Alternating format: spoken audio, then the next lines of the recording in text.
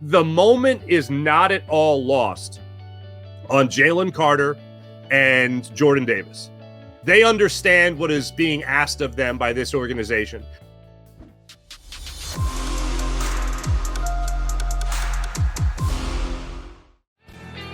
Welcome back in, everybody, to Tuesday's edition of Birds 365. Joined now by Marc Farzetta, host of the Farzy Show. Marc, what's going on, man? How you doing? Oh, nothing. Just hanging out in the old studio. Really excited to talk to you fine people. John, Tanner, always a pleasure. What's popping? What's up, buddy? It's good to see you. Good to see you. I have to ask your thoughts on people take the baton, they go whatever way they want. Where did Marc Farzetta take the baton with Jalen Hurts and his stumbling and stuttering about Nick Sirianni's role? I would have liked stumbling and stuttering. At least that would have been him saying something. The question was fair. It was basically say something nice about Nick Sirianni. Yeah, it's a softball. Martin called it. Martin Frank, my buddy. It was a wiffle ball. It was a wiffle ball. Yeah. It was a softball. Just say something nice and move on. Mark's right. That's all it was. And it was like, I compare it to this. It's like, let's imagine we all have like real jobs, like regular jobs, like where we're sitting in a cubicle or something like that, right? And someone's like, hey, say something nice about the person you share a wall with in the cubicle. That asshole. No. Exactly. That's like, even if you don't think the person's that, like, if you just don't have the highest opinion, but you're nice and you want to still be somewhat respectful and you don't want to make an enemy where you don't have to, you do exactly what Jalen Hurts did. Jalen Hurts acknowledged for me in that whole thing where he had to ask a follow-up question, like say something nice about Nick Sirianni. Couldn't. No, really, say something nice about Nick Sirianni. He's got a good message. Okay, cool, thank you. It is for me. It's confirming that Nick Sirianni. It's really what we already knew, and it's by Nick's own admission. Yeah, and Jalen Hurts' own acknowledgement between 95% of the offense being different, and Nick saying that Kellen Moore has to make a decision. Kellen has to make a decision. Kellen's terminology. It's everything that we have kind of already known, but confirming it even further if you can do that. To me, what's going on with Nick Sirianni, like the worst I've ever seen a quote-unquote soft firing is obviously Howie Roseman in the final year of Chip Kelly, where they just stripped him of all, responsibility in the front office and pushed him away to the broom closet. Nick is definitely not in the broom closet, but he's the closest to the broom closet since that year with Howie Roseman. That's what I heard from Jalen. Yeah, and by the way, that didn't work out well, Mark. I know that's the thing. They won a Super Bowl. They won a Super Bowl 2 years later. If that's the way they're going to go about it, that's a ass backwards way of going about it. How bad is this, Mark, for Nick Sirianni? Is it a little bit of offseason overblown, or is this a guy who is lost the football team, lost his control, and it will mean bad things for the Eagles in 24?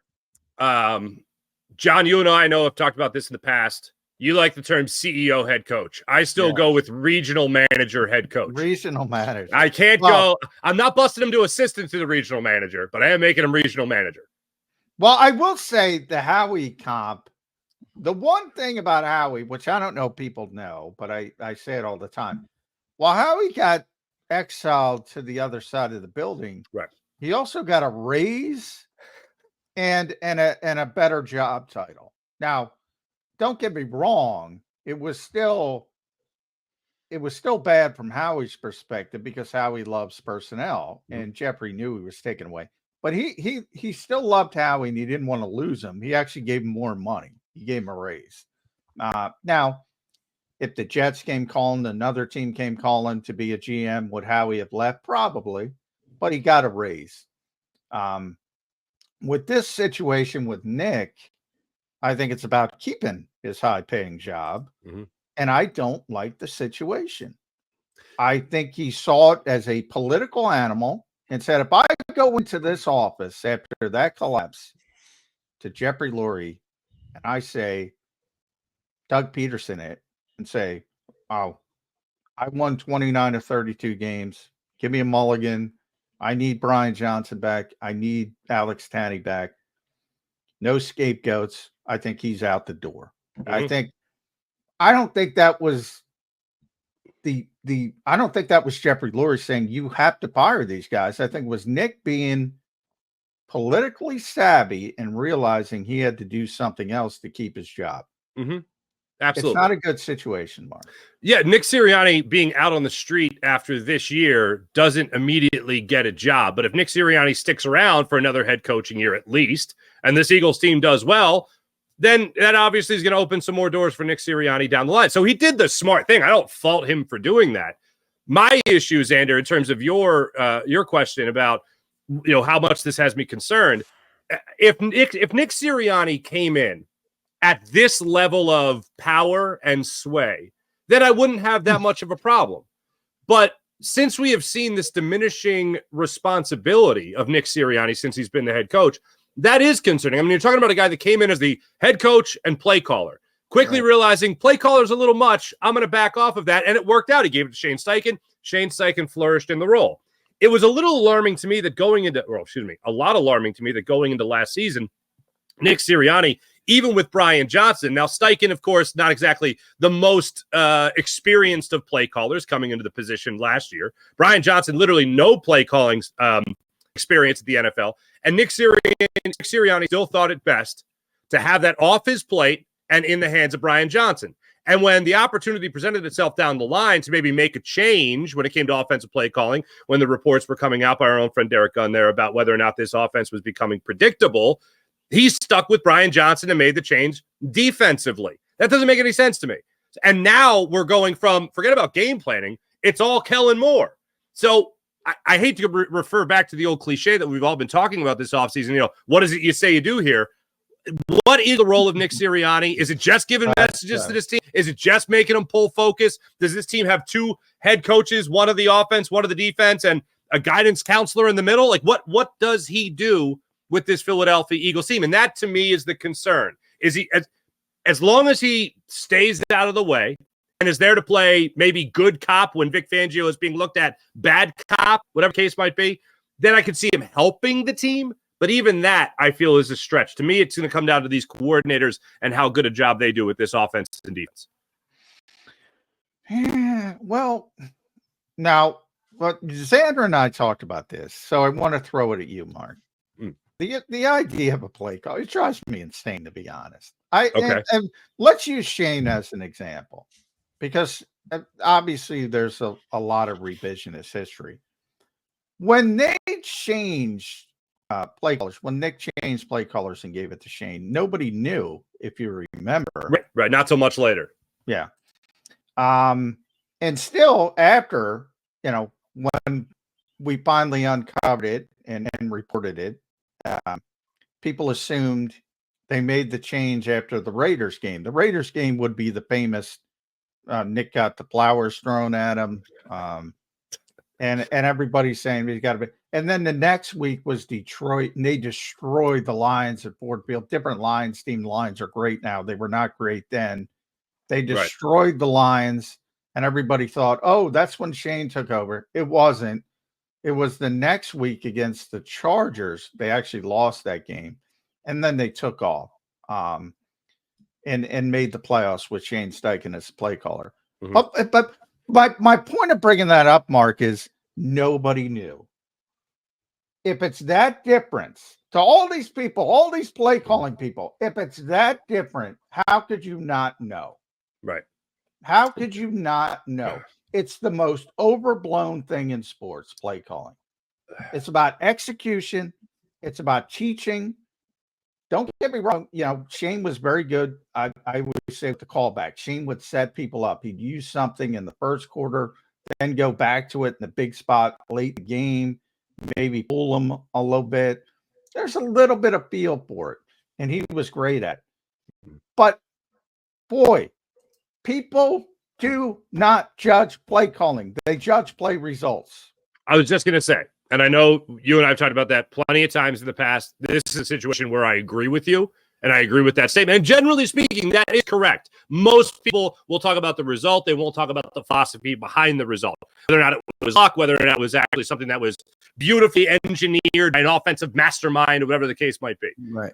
That's an example of me, of a perfect example of people judging the result. But when you hear the term predictability, that's where I think it gets into people's heads like, oh, okay, hold on a second. This is a lot of, and I know everyone does tight end screens. I know everyone does wide receiver screens. I know everyone, when you have an athletic quarterback, will have plays that all of a sudden that athletic quarterback just makes it on his own.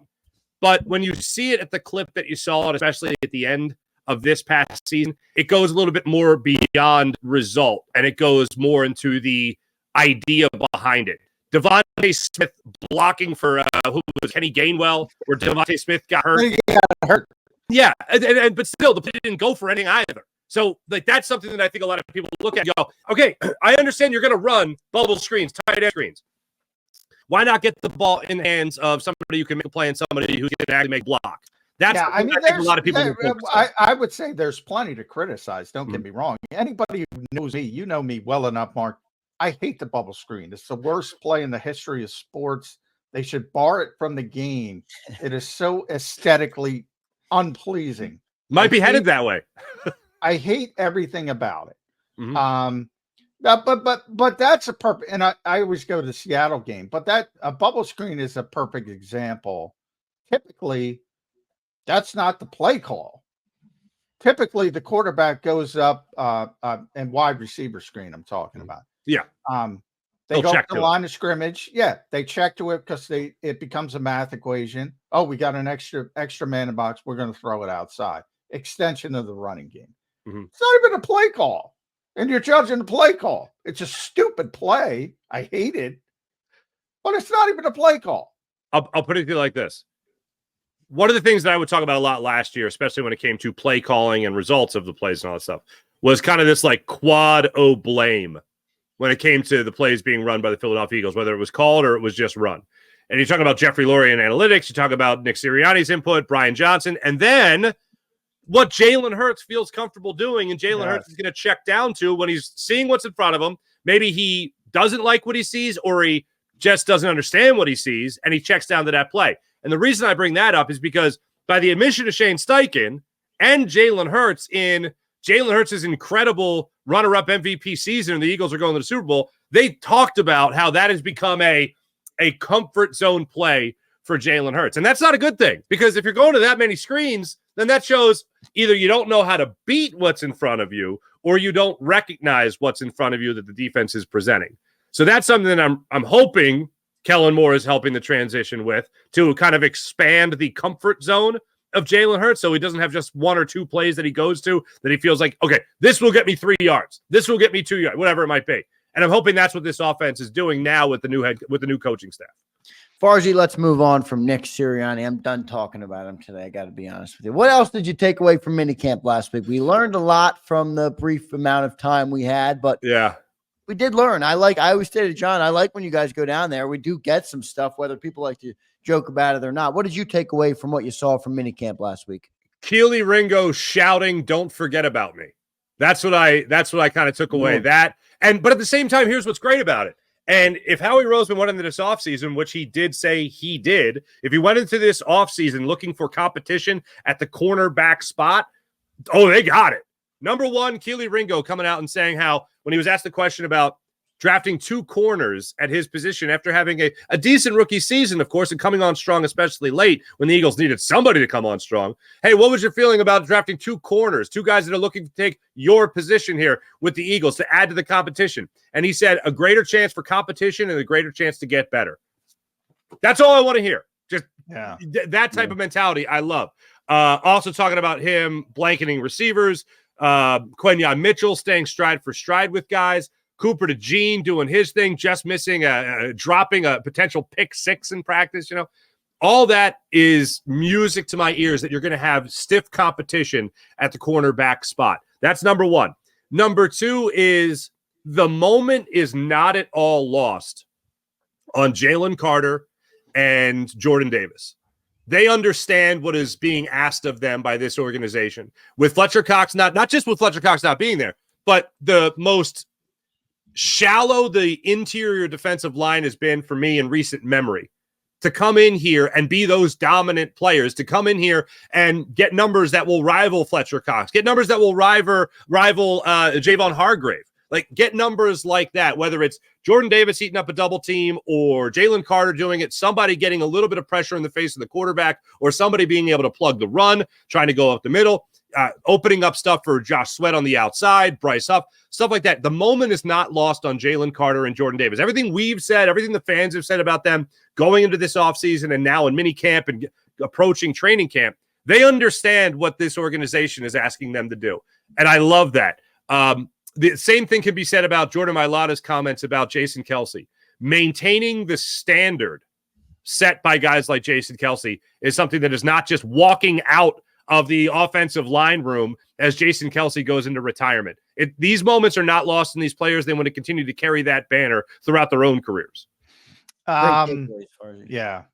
Well, I like all those thoughts. I go back to the offensive line, though, Mark, from the perspective of, I feel like every year it's like, and understandably, people love skill position guys. It's been a Saquon offseason. The offense, conversely, you mentioned the great defensive backs, the great young defensive backs, and how well they played. I've been ground floor on Kaylee Ringo. I think he's got a legit shot to be a real good corner in this league. Conversely, the offense looked pretty bad, and they're supposed to be great. And I have no concern from this perspective, Mark. The offensive line's not involved. They're not involved. Occasionally they stand out there for one team drill, but they're not involved. Yeah. The minute they get involved, and Jordan Mailata and Lane Johnson, Landon Dickerson keep pushing on people, everything changes. Play action is involved. You can't jump routes. All those young cornerbacks, you can only say good things about them. They're jumping routes. Well, you fake a handoff to Saquon Barkley, you got a false step, and all of a sudden A.J. Brown's behind you. Doesn't look as good. I don't worry about the offense until every year with the Eagles, it's about the offensive line. Offensive line, offensive line, offensive line. Jason Kelce's the one change, but everybody thinks Cam Jurgens is going to be a good center. Maybe not that good. But Jeff Stoutland said, yeah, I didn't know if he can play guard. I know he can play center. They're going to have a good offensive line again. It's always the offensive line with the Eagles. Mm-hmm. All the other stuff, it's just fodder for us. If the offensive line dominates, they're going to be good. I think, yeah, oh, absolutely. I absolutely agree with you. With the exception of Jalen Hurts. And I have a lot of confidence in Jalen Hurts. I think Jalen Hurts is going to be another MVP candidate in this upcoming season, hopefully beyond week 11, week 12, when they played San Francisco. Going into that game, he was the leader in the clubhouse. He was the MVP, at that point. Yeah. I want to see another wire-to-wire solid year, like I saw in the second year of Jalen Hurts, where he was an MVP candidate. And I think he'll do that again. But this is a new system. I have said many times before, this is the no excuse year of Jalen Hurts. You have a very well experienced and play caller, an offensive coordinator in Kellen Moore. You have weapons all around you. I still think the offensive line is going to be solid as we have seen it. I have no doubt that Kellen Moore physically can do a lot of the same things that Jason Kelce has done. My question is the communication between the center and the communication between the quarterback, shifting protection, calling out protection, shifting all that. I want to know what that looks like. Tyler Steen, I need to see play more, obviously regularly at a right guard spot. But yeah, it's going to come down to the offensive line. It's going to come down to your quarterback. I mean, this is the NFL, so a lot of it's going to come down to your quarterback. Unless you have some incredible lights out number one defense, it's all going to be about how Jalen Hurts is approaching the season and the production he's able to have behind what I do think will be a good offensive line and the weapons that are surrounding him. The no excuse year, the one excuse we've heard kind of time and time again with Jalen Hurts is he needs 2 years. He needs 2 years. You don't have 2 years here. After the way it ended last year, ball that up and throw it away. Go out and be a top offense in the NFL and be the MVP candidate. Yeah, I'm also sick of the comments on the revolving door coordinator. John says it all the time. He pushes back on me. If you're a good team, you're going to lose coordinators. Get used to it. So I'm tired of hearing Jalen talk about that. But Farzetta, speaking of Jalen Hurts, any concern Kellen Moore is going to try and change him to be different than what makes Jalen Hurts great? I mean, he coached Dak Prescott. He coached, Justin Herbert. I'm not saying he's going to Yeah, take the he same coached philosophy. But Ben. any He coached concern they're Ben gonna- DiNucci. He coached Ben DiNucci. Any concern that they're going to pull him out of what makes him good? Okay, I heard Kellen Moore a week and a half ago. Yeah, talk about Jalen Hurts, and I want to believe him, but I feel like a scorned lover, gentlemen. I heard Nick Sirianni say last year we're going to embrace the uniqueness of Jalen Hurts. We're going to embrace, and I thought that's the most beautiful way to put that, because that answers the question, like, should he run more? Should he stop running? Should he throw more? Like, no, hold on. If you have a unicorn, you let the unicorn be the unicorn. You let him fly. You know what I'm saying? You polish up the horse, right? Yeah, exactly. That's You're what I'm saying. a wise man, Marc. You got a Pegasus on your hands in the stable, and you're asking him to be like one of them show ponies. I don't think so. So for me, I heard Kellen Moore say not the exact same thing, but something extremely close to it. And it was along the lines of, we want Jalen to be Jalen. And I thought, I'm going to hold you to that, because I was hurt so bad last year when I did not see the Eagles embrace the uniqueness of Jalen Hurts' game. And they time and time again, the only time they really did it was the tush push. But even then, you had a Hall of Fame center pushing in front of them. I need to see them. And stealing a half yard all the time. Stealing a half yard, exactly. I need to see them actually embrace the uniqueness of his game. And how about this? Make him better. We've seen him be pretty damn good. Go ahead and make him be better. Have a way for him to find consistency in his game. And the only concern I have from the Kellen Moore offense to Jalen Hurts is not necessarily about letting Jalen Hurts be Jalen Hurts. It's the turnovers. Yeah. Because they are going to air the football out. If there's and John, oh man, I hate to rehash so many things, but we've talked about the single still being a good thing. You know, every once in a while, the defense is taking that deep ball away instead of taking that chance downfield.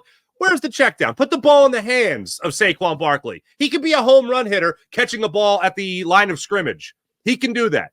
I hope that is at least part of this offense, that it's coached into the brain. Two things with Jalen Hurts. Every once in a while, take the single, work a walk. You know what I'm saying? And then the other thing I want to talk about with him is when it comes to Jalen Hurts and situational football. If you're up, and the game I always go back to because it's the perfect example, 8:15 left in the game in Seattle. This is not the end of the game interception to A.J. Brown where they improvised.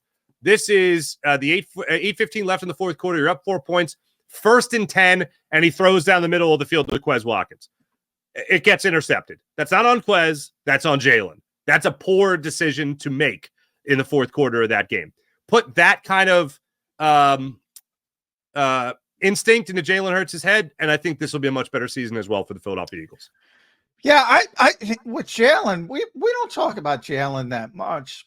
Excuse me, because I think everyone knows he's a good player. It's a matter of getting back to what his ceiling is. Can he be that runner-up to the MVP? Can he be that close? Can he be the best player on the field in the Super Bowl? Or, did what we see last year? But you bring up the turnovers, Marc.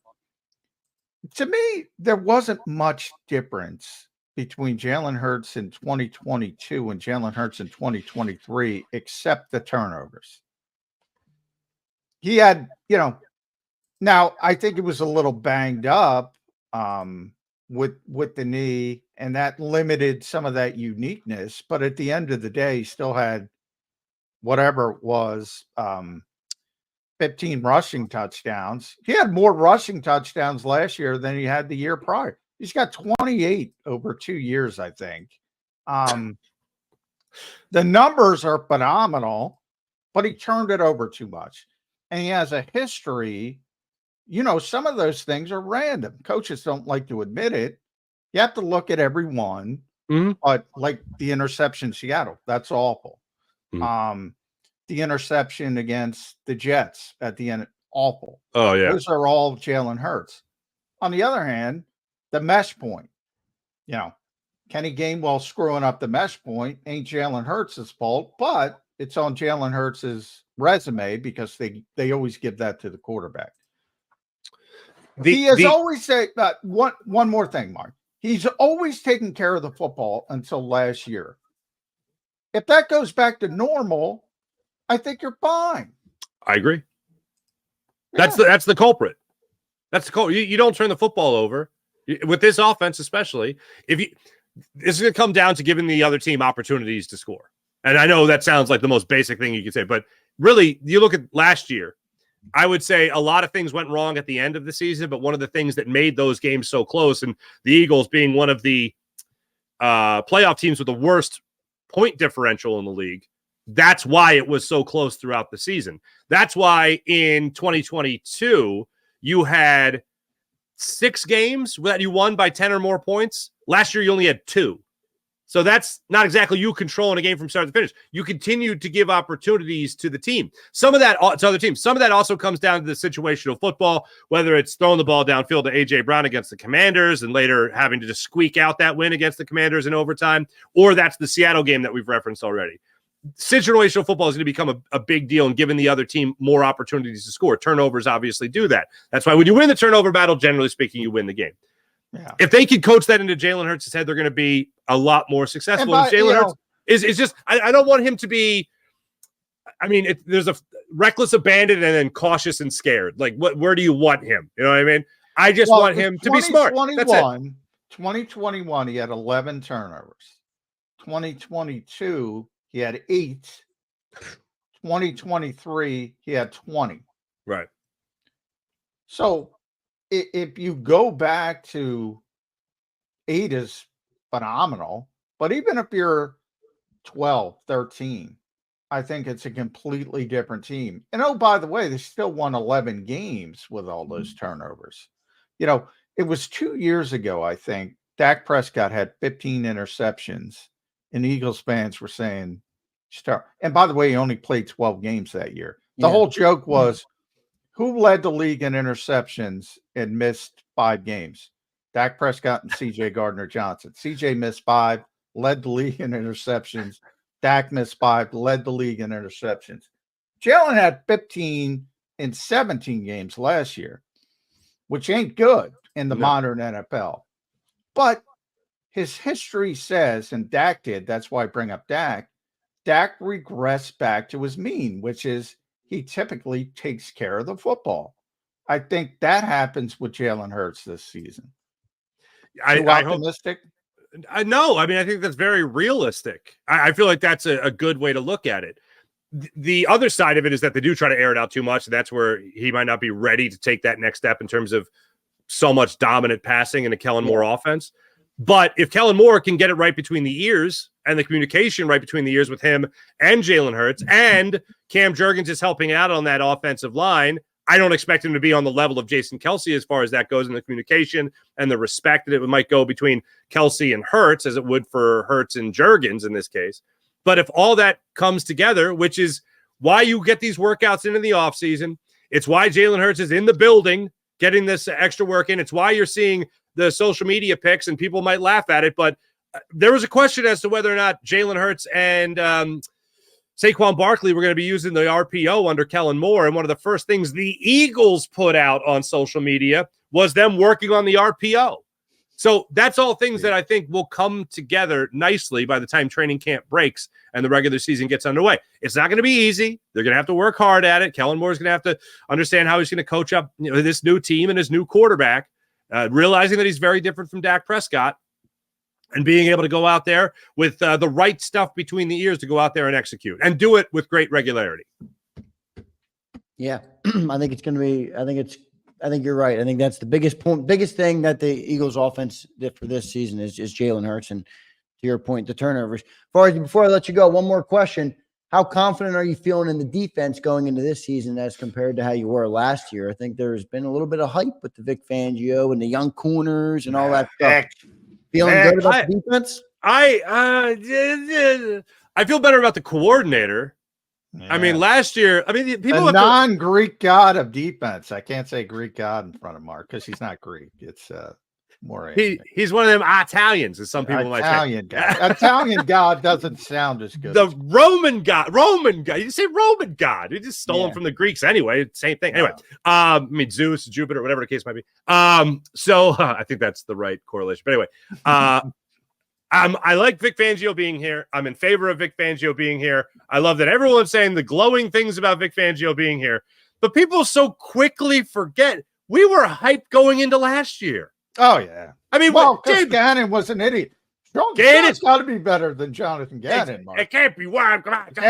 Can't be worse. They had the best passing defense in the NFL last year. Can't be worse than having the best passing defense. The only thing we were pissed about, and then we kind of got over it, and then we were back to not being over it, was Chauncey Gardner-Johnson not being here. It's the only thing. And he's back. So I like that. And I do think the Eagles are going to be better off this year than they were last year at the cornerback position, because I do think I'm not for James Bradbury. I think he's already played his last game as an Eagle. John, I don't know where you're at on that.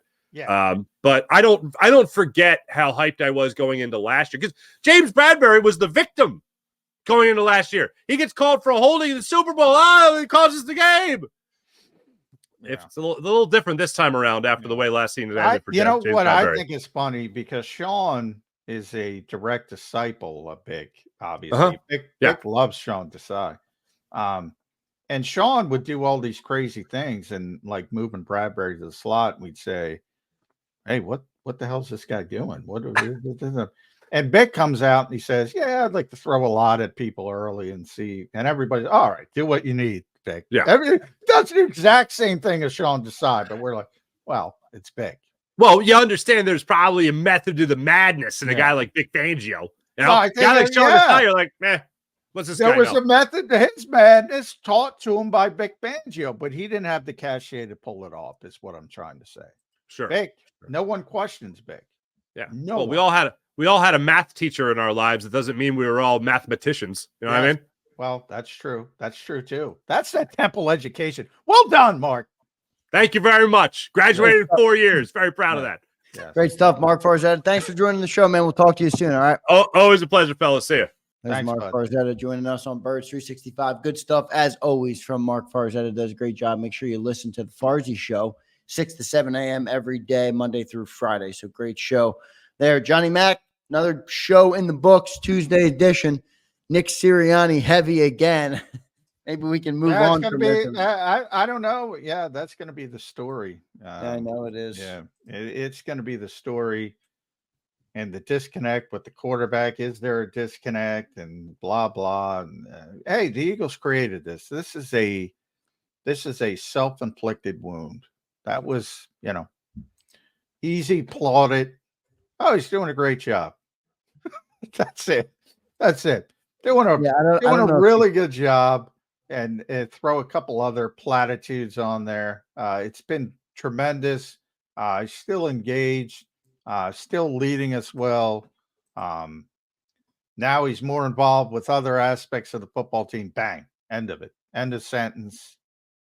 No issues. But he answered the way he answered. So I don't blame people for bringing it up. No, I don't at all. Yeah. Did you see John Stolness?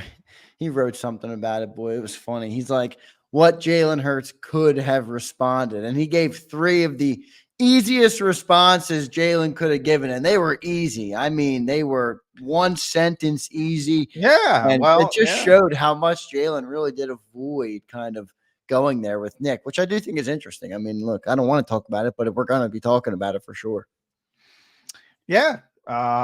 Unfortunately, from my perspective, because I'd like not to talk about it, but yeah, self-inflicted wounds in many ways. But again, my focus is on I never liked the setup to begin with. I do not, and that's a Jeffrey Lurie problem. And so when Jeffrey's thinking about scapegoats after this season, he might want to look in the mirror. Obviously, he's not going to fire himself, but no. Maybe he learns from it. At 72, I doubt it. He's had a history of this in recent seasons when the team doesn't reach his expectations. So I doubt it's going to change. But yeah, I don't like the way he set this thing up. Yep, I'm with you. So we'll talk about all that and more coming up later this week on Birds 365. That's going to do it for Tuesday's edition. One more super chat we missed. John, did Isaiah Rodgers become Deion Sanders from No. Well, maybe in spring ball, yes. It's ironic. Deion wasn't known as the greatest tackler in the history of the world, to put it mildly. But yeah, that's the best probably coverage corner ever. The Eagles aren't going to play that style. Dion was great press corner. They're going to play a ton of zone. But Isaiah was great. I mean, he was great in the spring. And to his credit, because Isaiah is big on social media, if people want to follow him, he said it doesn't mean anything in the spring. He knows, and Christian Parker mentioned it as well, the new secondary coach. You got to see him with the pads on, because he wasn't great in run support, had a big missed tackle percentage when he was in Indianapolis. But for a guy who hasn't played football in over 500 days, he's an NFL player. So he proved that. Is he going to be Deion Sanders? No, he's not going to be Deion Sanders. Rumor is the pipeline from Johnny Mac's OTA MVP to Deion Sanders has never been clearer. So we will see how Isaiah Rodgers pans out in this defense. I want to thank everybody for tuning in today on this Tuesday of the offseason and in warm June. I hope everybody has a chance to get outside today if the weather permits where you are. Thank you guys for tuning in today. Bob, James Jones, James Carver, a couple of you guys. Dank, Bird Gang, JR, Slagger. We appreciate each and SMD Eagles. We appreciate all of you guys for being here today, our loyal listeners who make the show great every single day. So we appreciate all of you guys. Hit the like button on your way out. Johnny Mac, great Tuesday show. Thank you, sir. We'll catch you tomorrow on Birds 365. Yep. Thanks for listening.